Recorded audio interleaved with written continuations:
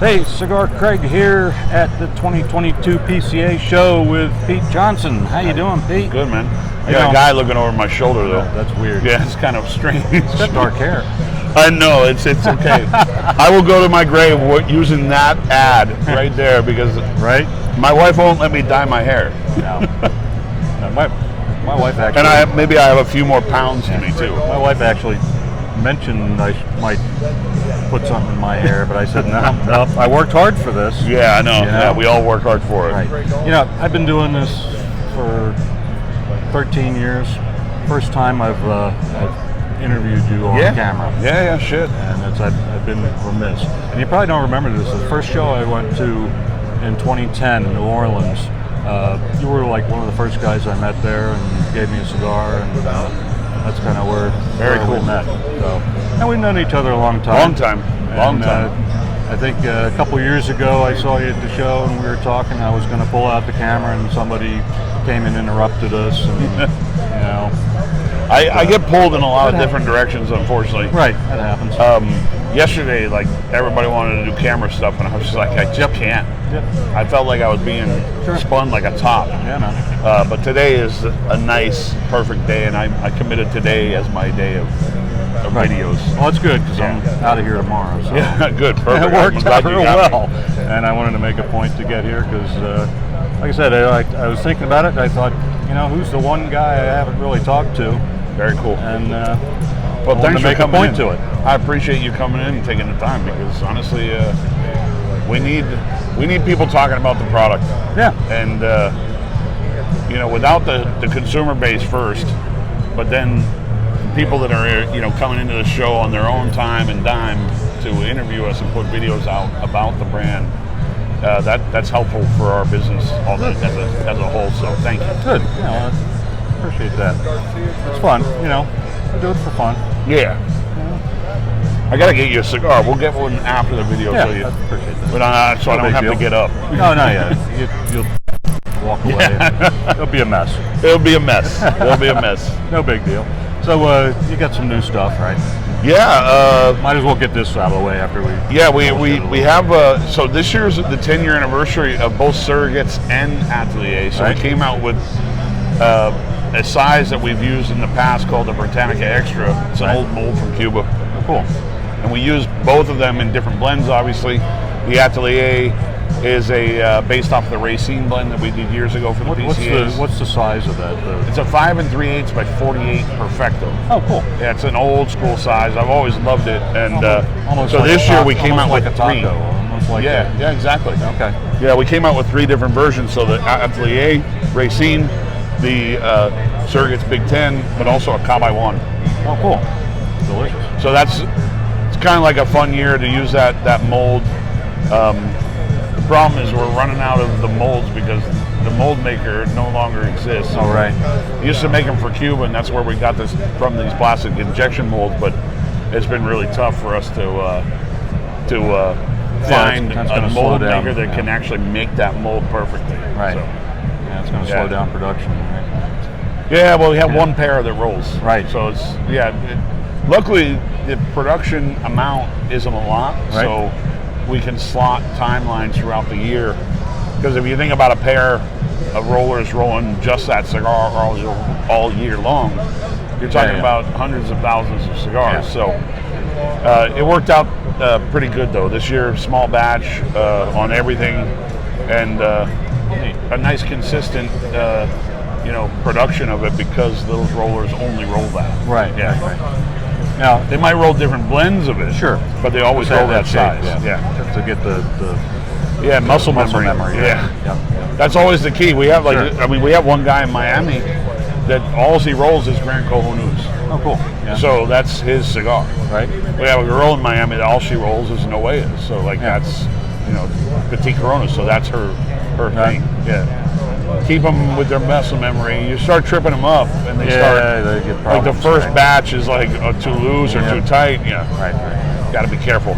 So now I was going to pick up a couple of the Tuxlas, and I didn't get around to it yet, but I will eventually. Well, I'll tell you, the Avion, for me, they're all, for me, I love them all, obviously. Sure. everybody wanted the T110 Yeah. because that's the most popular. But I thought the Avión ended up performing the best out of all of them. That's personal because I hear a mixed review from everybody. They're like, oh, I like the Corona size. No, I like the T110 size. But it worked out good. And then we're releasing a what we call Lomo de Cerdo, which is the pork tenderloin in the Tuxla version. Oh, okay. So it's if anybody knows pork tenderloin, it was a very kind of like a ghost cigar that we had out there, and people went crazy for it. And now some people are selling them on the secondary market for outrageous prices. Right. I wanted to bring the Tuxla version of it because I have a lot of fun working with San Andreas because I think it mimics broadleaf in a way, but there are some different nuances to it.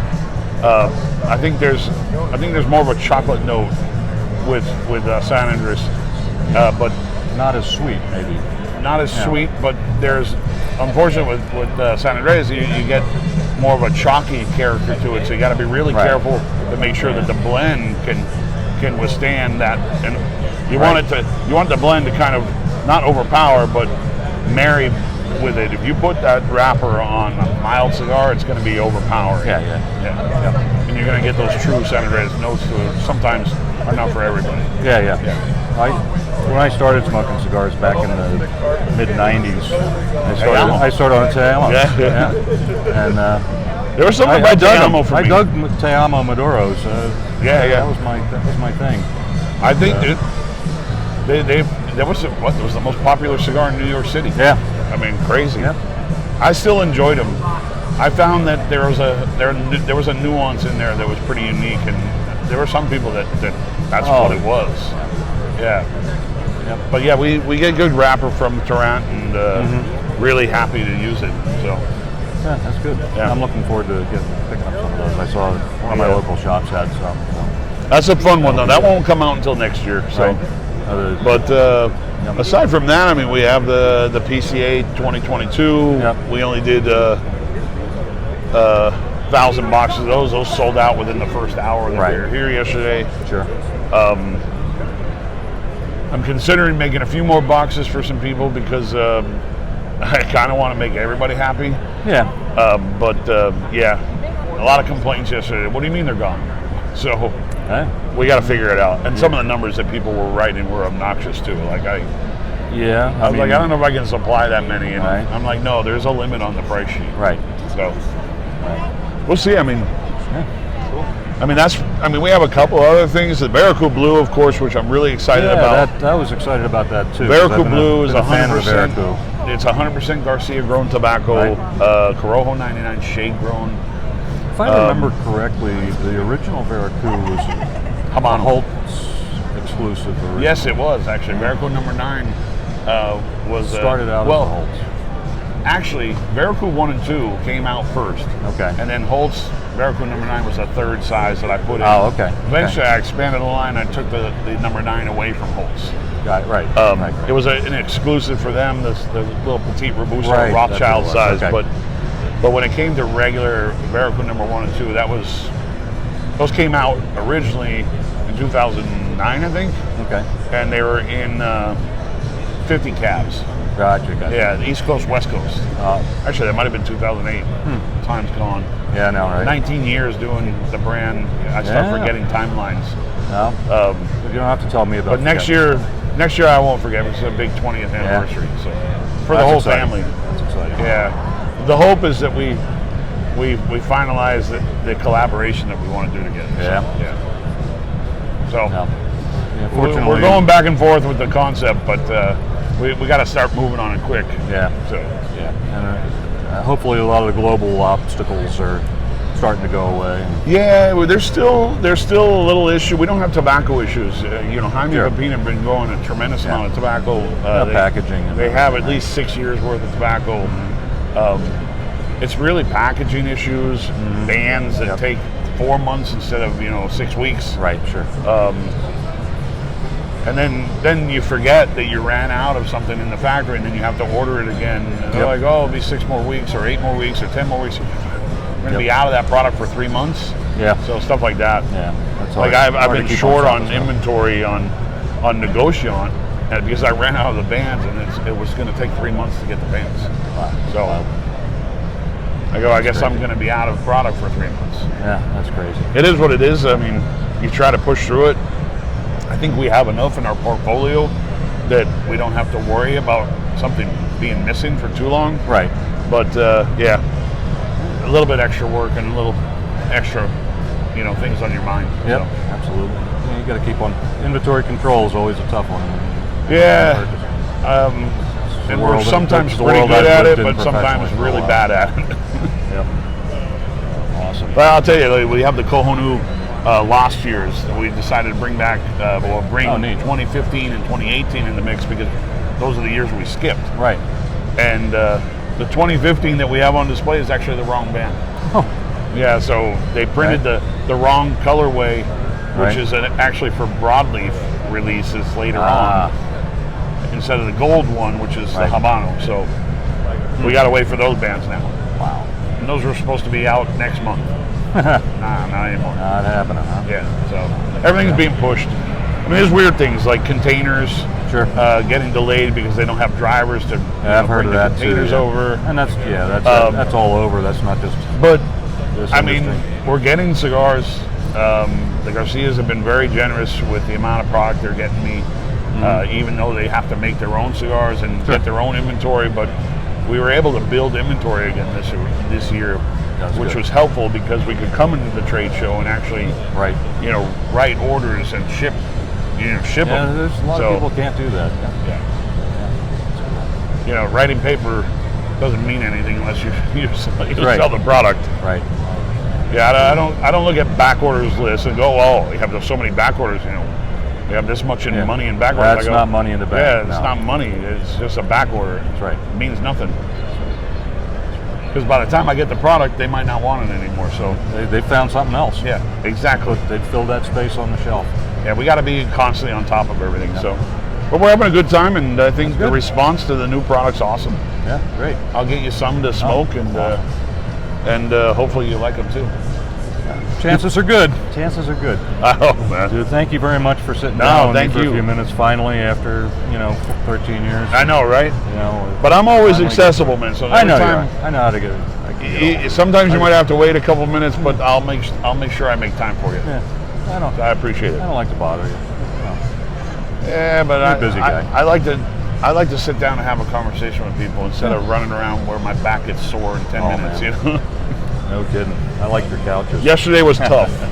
We should have sat there, actually. Yeah. That would be good. I reserved that spot for my dad. Okay. He's getting old, so we'll make sure we get him a comfortable chair. Yeah, it's important. Yep. Cool. Well, thanks so much. Appreciate it. Craig. I appreciate it, man. Appreciate it. And everything's good. Great yeah, you're. Again, thanks for doing what you do for the industry. No. I know you take your own time to do this stuff, so. We appreciate. I think everybody should appreciate the fact that people are willing to take the time to, spend their own money and do these blogs for people. Yeah, I appreciate that. Because it educates the consumer too. So. Yeah, well, that's the point. I just education write in this shit industry. about. I love the fact that more and more education about this industry is out there because I think it's better when people know what they're getting into. Right. And for a long time, there was always a mystery behind the cigar industry. Right. And I'm like, now that there's no mystery. The curtain's pulled back. Yeah, there's no mystery. Like, tell people what you're putting in the cigar because the more they know, the more they'll appreciate it. Oh, yeah. Absolutely. And I don't go and buy wines and we don't tell you what the grapes are. Yeah. No. Yeah, right? Yeah. Yep. Could be vampire blood. Anyway. All right. Thank you. Yep. Appreciate Thank you. it. Have a good one. Peace.